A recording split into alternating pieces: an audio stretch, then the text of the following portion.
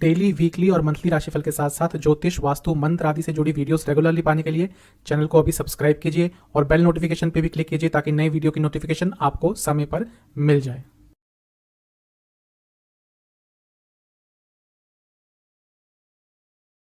ओम गणेशाय नमः। ओम नमः शिवाय। मैं निखिल ज्योतिष आचार्य आप सभी का मेरे चैनल पर पुनः स्वागत करता हूं। आशा करता हूं आप सभी स्वस्थ होंगे। महादेव की कृपा आप सभी पर सदैव बनी रहे।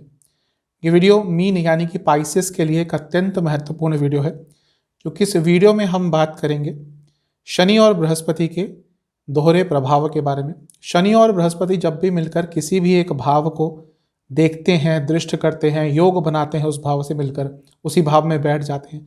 कुछ भी होता है जहाँ पे दोनों का इम्पैक्ट एक भाव पे होता है, तो उस भाव को डबल एक्टिवेट कर देते हैं। जो भी उस भाव से जुड़े कारकत्व होते हैं वो एक्टिवेट हो जाते हैं और बहुत आराम से उसके रिजल्ट मिल जाते हैं। ऐसा ही आपके साथ हो रहा है जब आपका नवम भाव एक्टिवेट है बृहस्पति और शनि दोनों द्वारा, और ये रहेगा अप्रैल 2023 के अंत तक। तो तब तक किन किन चीज़ों का ध्यान देना है, किन किन चीज़ों का लाभ उठाना है, इसी बारे में इस वीडियो में चर्चा करूंगा। पॉजिटिव नेगेटिव दोनों चीज़ों पर चर्चा करूंगा और वीडियो के अंत में कुछ उपाय भी बताऊंगा। कहाँ से देखें राशिफल, हर बार बताता हूँ, लग्न और राशि से अलग अलग राशिफल नहीं बन सकते। अगर आपको अपना लग्न कंफर्म है तो लग्न से देखेंगे, बहुत अच्छे रिलेटेबल रिजल्ट्स मिलेंगे। जिनको अपना लग्न नहीं पता उनके लिए सेकंड ऑप्शन अपना चंद्र राशि ही हो सकता है।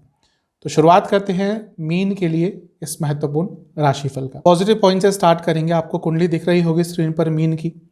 तो शनि महाराज 12वें घर से बैठकर अपनी 10वीं दृष्टि डाल रहे हैं 9th हाउस पे, भाग्य स्थान पर, और बृहस्पति लग्न में बैठकर अपनी 9वीं दृष्टि डाल रहे हैं भाग्य स्थान पर। तो आपका भाग्य स्थान 9th हाउस बहुत एक्टिवेटेड है। सबसे पहले तो स्पष्ट ही है कि भाग्य स्थान एक्टिवेटेड है, यानी कि आने वाले जो 3 महीने हैं इसमें भाग्य का आपको बहुत साथ मिलेगा। भाग्य के कारक भी बृहस्पति हैं, बृहस्पति लग्न के स्वामी भी हैं। तो कहीं ना कहीं ये जो 3 महीने हैं इसमें आप भाग्य का बहुत लाभ उठा पाएंगे। कई कार्य जो आपके अटक रहे थे वो पूर्ण हो सकते हैं। भाग्य स्थान जब एक्टिवेट होता है तो घर में धन आता है, जीवन में धन आता है, वैभव आता है, जीवन में ऐश्वर्य आता है। तो इन सब चीज़ों के लिए जो आने वाले 3 महीने हैं बहुत अच्छे हैं। जो नवम भाव है वो गुरुजन का भी भाव है। अगर आप जीवन में गाइडेंस ढूंढ रहे थे, आप चाह रहे थे कोई गुरुतुल्य व्यक्ति आपको मिल जाए जो आपको सही रास्ता दिखाए, सही राह दिखाए, तो ये 3 महीने उस चीज़ के लिए भी अच्छे हैं। थोड़ा सा प्रयास करेंगे तो कोई ऐसा व्यक्ति आपको जीवन में मिल सकता है जो आपको सही रास्ता, सही राह दिखा सकता है। तो गुरु प्राप्ति के लिए भी ये जो समय है बहुत अच्छा है। कोई साधना करना चाहते हैं उसके लिए समय बहुत अच्छा है, और विद्या प्राप्ति के लिए बहुत अच्छा समय है। अब हम विद्या को कभी कभी पढ़ाई से कंपेयर कर देते हैं, ऐसा नहीं है। विद्या अलग चीज़ है, पढ़ाई अलग चीज़ होती है।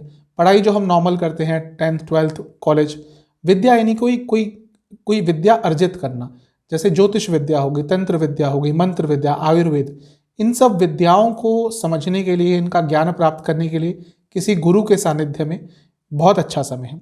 कुछ भी आप इन सब चीज़ों में इंटरेस्ट थे, कोई विद्या में इंटरेस्ट थे, में आपका इंटरेस्ट था, तो आप उसको प्राप्त कर सकते हैं या एटलीस्ट इनिशिएट कर सकते हैं। प्राप्त करने में तो ऑब्वियसली समय लगता है। ये धर्म का स्थान भी है, तो धार्मिक रुचि आपकी बढ़ेगी, धर्म के प्रति आस्था बढ़ेगी, कोई धार्मिक अनुष्ठान करने का मन में होगा, और हो सकता है किसी धार्मिक स्थल पर जाने का भी आपको अवसर प्राप्त हो। अब धर्म को हम केवल रिलीजन से जोड़कर नहीं देख सकते। धर्म का अर्थ आपकी ड्यूटीज़ भी होता है, रिस्पॉन्सिबिलिटीज़ भी होता है।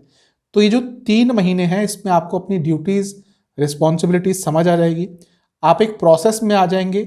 आप ये समझ जाएंगे कि हाँ, जीवन को आगे लेकर जाने के लिए किन किन चीज़ों की ज़रूरत है, और ये भी बहुत महत्वपूर्ण होता है। ऐसा नहीं है कि जो राशि परिवर्तन जब बृहस्पति का हो जाएगा और नवम भाव से दृष्टि हट जाएगी तो भाग्य साथ नहीं देगा। भाग्य आपका भरपूर साथ देगा, बल्कि वो समय और अच्छा आपके लिए हो सकता है। कारण क्या है कि अप्रैल के बाद आपका धन स्थान और आपका 6ठा भाव, ये बृहस्पति और शनिदेव द्वारा डबल एक्टिवेट हो जाएंगे। तो धन स्थान एक्टिवेट होगा यानी कि धन आएगा, और 6ठा भाव एक्टिवेट हो रहा है कि जीवन की जो रुकावटें हैं वो दूर होना शुरू हो जाएंगी। लेकिन उस सब चीज़ों का, उन सब चीज़ों का, उस समय का आपको लाभ यदि उठाना है तो आपको इन्हीं 3 महीनों में उसका प्रोसेस स्टार्ट कर देना है। एक प्रोसेस में आ जाइए, एक ऑर्गेनाइज्ड वे में अपने जीवन को आगे बढ़ाएंगे तो उस समय का, जो अप्रैल के बाद का समय है, उसका बहुत अच्छी तरह से आप लाभ उठा पाएंगे। ये समय दान करने का भी है।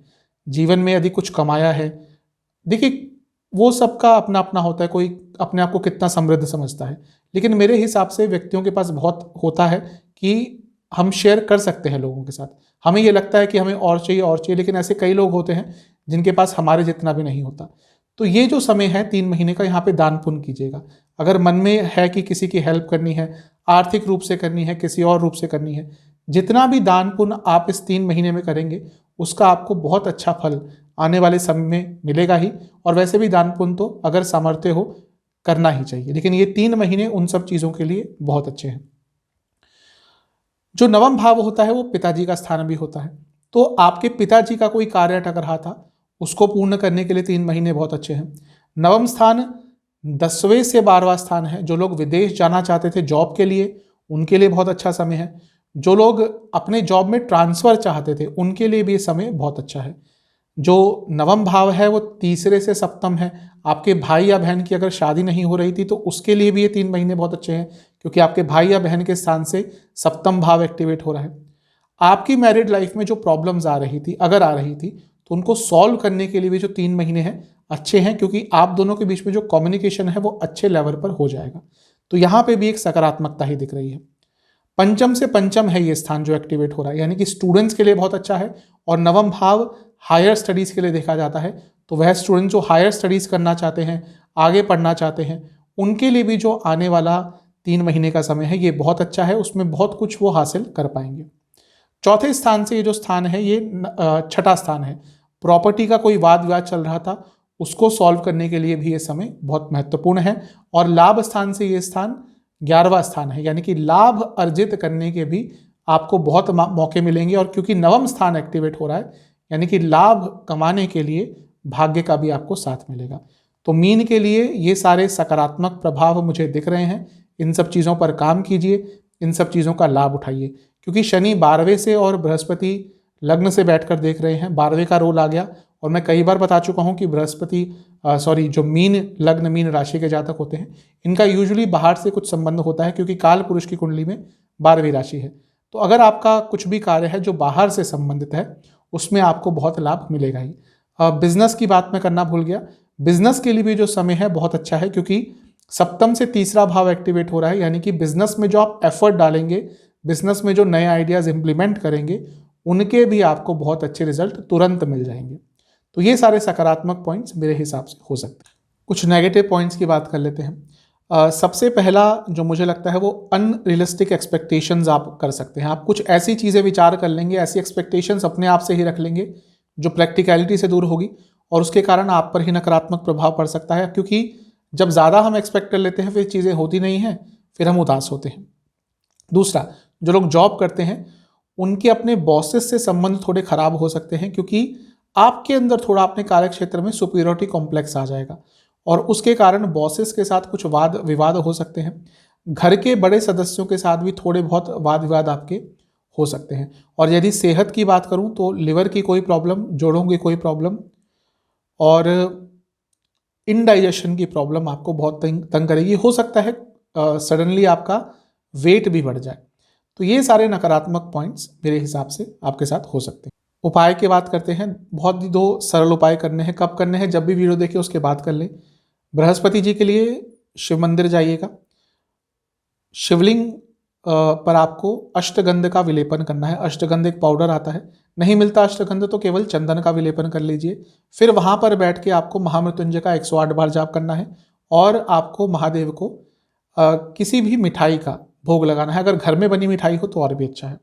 शनिदेव के लिए आपको हनुमान जी के मंदिर जाना है और उनको 2 मीठे पान अर्पण करने हैं, और हनुमान जी की 2 बार आरती करनी है।